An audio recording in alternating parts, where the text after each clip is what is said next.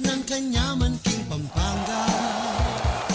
Pabalong ni po, Karempong Fernandino at pong masanting proyekto, programa piaglon, marapat ngeni pong bulan na po ning Agosto. Magsadya na kayo po, malapit niya po ing Education Summit na ning City of San Fernando, Pampanga. Kanya pong August 22 and 23 ining Education Summit. Gawan din po keng Heroes Hall, ne?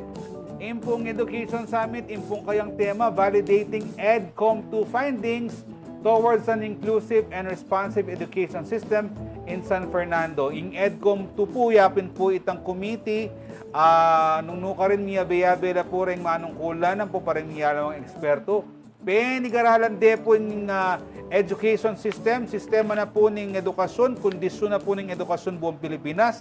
At dalawenda po kening Education Summit nung King San Fernando po ba, king kikatamong pakamaran na syudad, marapat mo naman ine, malalyari mo naman ine. Makiabe kayo po, karempong taga San Fernando ne, emu karempeng ari, emu kareng estudyante, nune deta po ating masabal, kareng kikatamong kayanakan, uling ilang pag-asa ng kikatamong balen. Makiyagom ko po, makiabe kayo, King Education Summit, King August 22 and 23. Mag-umpisaya pong alas 8 hanggang gatpanapon ini. And siyempre, proyekto niya po ng City Government of San Fernando headed by Mayor Vilma Balya Caluwag, ang Multi-Sectoral Governance Council at miyaliwa pong ahensya ng gobyerno. Atsing Malagu, inoreng bisita tamo. Jhoedie Bar, nandi ko pa excited. Kaya kaya katamo nga bisita ting kaya katamo pisabihan. Kuring kayong dungo-dungo, kaya kang lele, ne? Balo yung po kabalene, makatula na. Kasi Jhoedie Bar, ewarid na kalalugal kaya ti kayong Pampanga. At siguro kayo mabilog ang Pilipinas. Palagyo dala ka rin Tanam. Pulong Bayabas, Pulong Manggar, Pulong Santol, ne? Kempong balena ning Santana at intampo kanitang ausan a barangay Patayum. Uning nga ni pantunan kay Jhoedie Barking online, tala na akong akakita makantang lagyong barangay. Ngayon palami palitane, Barangay San Bartolome. Unya mo, ingkay ka rin, itang palagyo king karelang lugar, lapatayong tanaman lareta, parte niya ning karelang culture. Nya ngeni mananaman lang pasibayo. Bakang taabalong tampo yung detalye, ne? O ini po kinumbira tala po, reni nga tao nga tsukang gulot na ning pamananam, kareta pong ausan tamong tayong plan, abeta kaya betaya po, metong po kareng kayabe, gugusal para po kayong kasa apo, ikoyang Dustin Nucumbiando, and of course, yung kataong pong barangay captain na ning barangay San Bartolome, ikapitan Redentor Malonzo. Welcome po kayong Nanu pata, kareng kakong koyang masanting mo naman, Jhoedie. Ayan, and syempre, dinanda kayo kong maya po oras ngayon, bakit ang i-greet, i-shoutout, ding ganang buriyo pong batian. Pota po, asaganan nyo, kingke kayong barangay. Kalagad yung masiyal TV o tayo kaya parugo sinautout.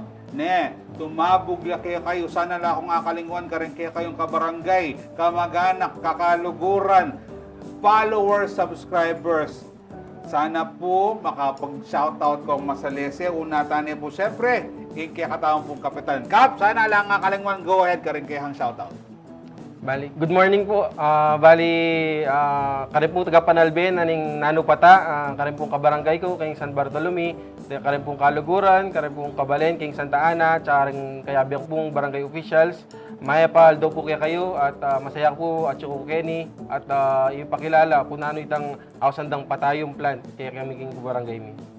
Pamilya, Siyempre po, shoutout po karing kanakong kapamilya, siyempre, karing kang asawa ko, kang anak ko, Andre. Nanyan laging asawa, siyempre. Kang Kai, kang Anlo rin. Siyempre, kasi kabalo yun po. Ningali mo ang bisita, Edo Buring Sabyan. Pota magkamali lang lagyong banggitan. Sir Dustin, ikay po, nino po rin buring i-shoutout? Maya pa gatmanapon po. Shoutout ko na lang po rin kanako si Pimbale, kamag-anak, Liking Kasa, rin pong kabarangay ko po, rin i-Resec, Tres Grace. Kung naman po kayo ng limanakal ko po. Pota, in programa tamo yarine, magpa-shoutout sa paboran. Pero bala mo nandun at si Malagu, kabang pakilala mo lang. balak sa pakilala mo ka naman. Tsaka po yung kikatamong kagawad, dama sana. Maka-uniforme kami. Ayaw mo mapansin. Oo, ne. Uniforme Ako kami. baka pakawani. Tsaka balo mo si Malagaw palagay ako kaya de Elilan, inglag yun na ning barangay, kim barangay San Bartolome. Kasi magugulule. Oh, Dapat gana-gana, beyabe. oh. Oh, kasi nung barangay Patayum, Patayum Oh. potating barangay pa sila. Oh. Patayon oh. Patayum yan pa sila, O sige, balo may buri na sabihan. Tayong plant ya kanu ye. Patayum Oh. the place. Tayum is the plant. Buri na kanu sabihan ning tayum is indigo. Oh, indigo. Oh. Opo, tangyan ako bisang gumamit indigo. Nanu Nanuya kanta. O nano ya. Edi indista. Ah, Kaya po kare po tala padalbeta mo ne. Aliwa po talaga po tanga Atsing Malagu ting maili ka rin jokos ko le mori ka pamporeng bisita tamo. Umpisan tane po yung kiyakatam pamatalamitam. Take it away Atsing Malagu. Yes! Waburi ko ba mo nga balo, kapi kayo po, nak na po pukutang pilang kumbanwan Pero di sa inyo na po itang aman wandang dakalata naman na patayong kengke kayong lugal. Actually po, aliko na po disnan. Kanita pa po kasing mino ng panahon, kanila po marakal ditang tayong plant king barrio mi. Mga between 17th to 19th century pa niyang makanta po may introduce or making industry king barangay mi or king balen ning Santana. Opo kayong pangabalo ko talaga, yung kasa apo yung mag-research Jhoedie Bar tungkol kaya tayong plan. Ika ko yung Dustin, since keng kang kasa apo, makanano yung pong abalo na reni palang patayong niya pala talaga yung San Bartolome. Ako rin tanaman na rin, yung chula king kere lang lugan. Muna po, anyang linto po karing research may nakikaya po karing lumang mapa, dated 1860. Na dati po kasi, before lilub yung Kristyanismo, ring baryo may po ka rin, makapalagyo ka rin tanaman, karing dating may muntukan. Halimbawa mo po, yung Patayum, king Santa Ana po at lulang major plants sa ipalagyo ka ng baryo mo yan. Mumuna po yung Kalumpang, Katmon, and Patayum. Ngayon, goal na po kaya kaming organization, ng KASA, to bring back. Actually po, yung tanaman nga yung king studio, tenam kayo po yan 2 years ago. Ay, kayo puntinan. Opo. May kumpisaya po yan, seeds lang balamurat. Model na Jhoedie Bar. Balambi ng Pietchay. Arapin po, after 100 years ago, may balik yung baryo mi. Yung tanaman na yan.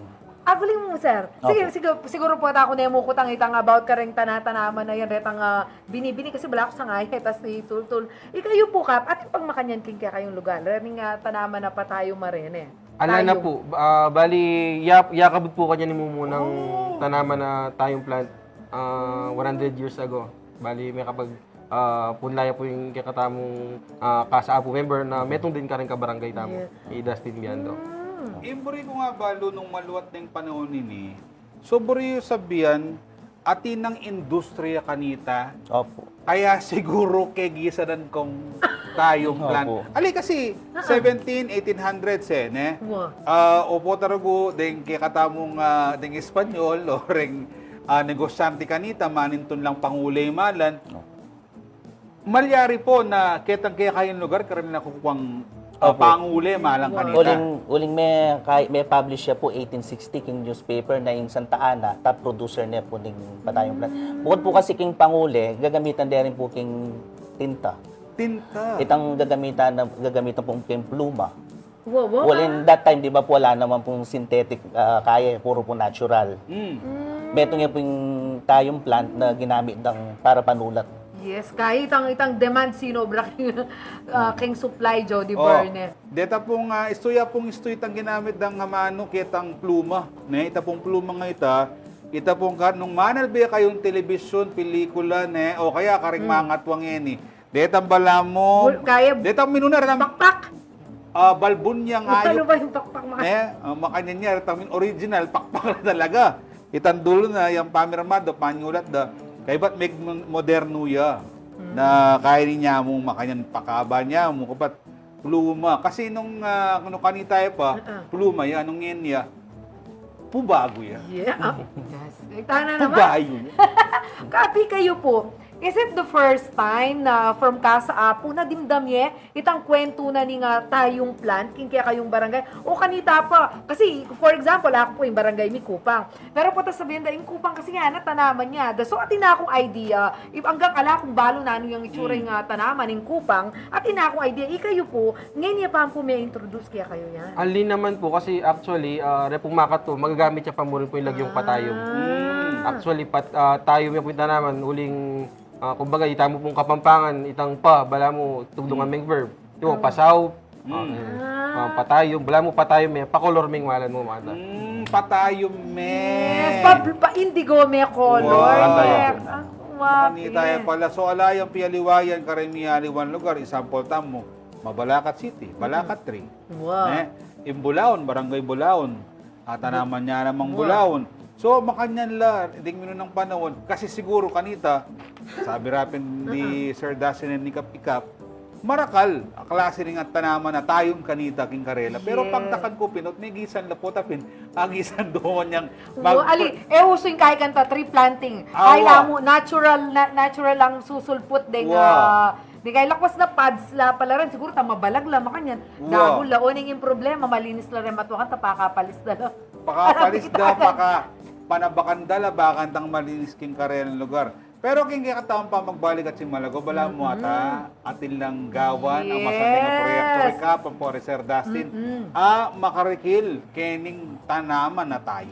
Yes. Opo na, king kaya katango po nga pa magbalik na Jhoedie Berg, syempre kaya pa rin pamurin po di kap, bisabyan tamo, na makanano kaya yung gawan da, kasi bala mo buridong pasibayong parakalan, din nga, tayong plant. Inya ka balen, ako po mama ko, pisabyan tayong tree planting, darening tayong planta rin kay pamagbalik ning Nanu Pata! Pampanga at ng kanyaman king